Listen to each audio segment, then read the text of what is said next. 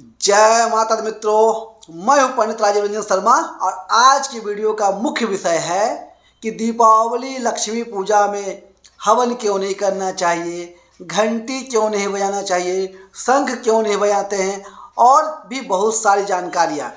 और शास्त्र मत इसके बारे में क्या कहता है, वेद पुराण क्या कहते हैं कि हवन होना चाहिए कि नहीं होना चाहिए, घंटी बजनी चाहिए कि नहीं बजनी चाहिए। आप देखिएगा कि सारी पूजाओं में लक्ष्मी पूजा के अलावा सत्यनारायण पूजा हो जाए, छठ पूजा हो जाए और भी जितनी पूजा घर में हम करवाते हैं, सारी पूजाओं में हवन होता है। पूजा के बाद दुर्गा पूजा हो तो हवन के बाद नौकन्या खिलाते हैं, है ना। तो जितनी पूजाएं होती है उसके बाद हवन होता है और तब हम लोग अपनी पूजा को पूर्ण मानते हैं। पर दीपावली में लक्ष्मी पूजा में हवन नहीं करते हैं और करना नहीं चाहिए।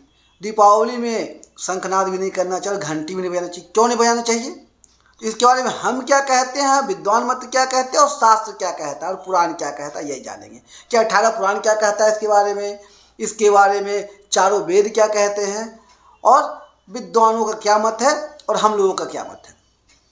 तो जब भी हम लोग किसी घर में जाते हैं तो कहा जाता है कि जब आप पूजा कराते हैं और हवन करेंगे तो हवन के माध्यम से सभी देवी देवता अपने अपने घर को चले जाते हैं। पूजा समाप्त, सभी अपने अपने घर को चले जाते हैं। तो माँ लक्ष्मी और गणेश जी भी चले जाएंगे, तो घर से शुभता और धन लक्ष्मी चली जाएगी तो घर में दरिद्रता आ जाएगी। इसलिए हवन नहीं करना चाहिए, क्योंकि पूजा के बाद सभी जाएंगे तो वो भी चले जाएंगे। और घंटा नाद इसलिए नहीं करना चाहिए क्योंकि दोनों का सवारी, एक का तो मूसक है और एक का उल्लू है, जो कि घंटी के शोर से घबराते हैं, जिससे कि माता रानी को अनिजी फील होता है और वो अपनी सवारी के साथ चली जाती है। और शंखनाद के साथ भी यही होता है। पर इसके बारे में साइंस क्या कहता है? साइंस कहता है कि अगर घंटा बजता है तो आसपास की नेगेटिव एनर्जियाँ चली जाती है। ऐसा ये शोधन में पता चल चुका है, कई शोध में पता चल चुका है, वैज्ञानिक लोगों ने शोध किया है तो पता चला है। शंखनाद से भी नेगेटिव शक्तियाँ दूर जाती है और एक पॉजिटिव वातावरण बनता है, एक बहुत बढ़िया ऑरा बन जाता है। तो उस हिसाब से।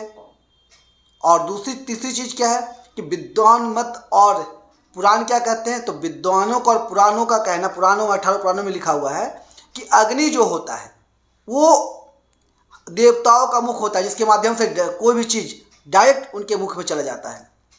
यानी अगर हमने उसमें एक लड्डू डाला तो सीधा देवता के मुंह पे जाएगा। और देखिएगा पूजा अग्नि में माता या जिसकी भी पूजा हम करते हैं उनका आकार भी बनता है, अगर आपने ध्यान से देखा तो, अगर आपकी पूजा अच्छी है तो ये है।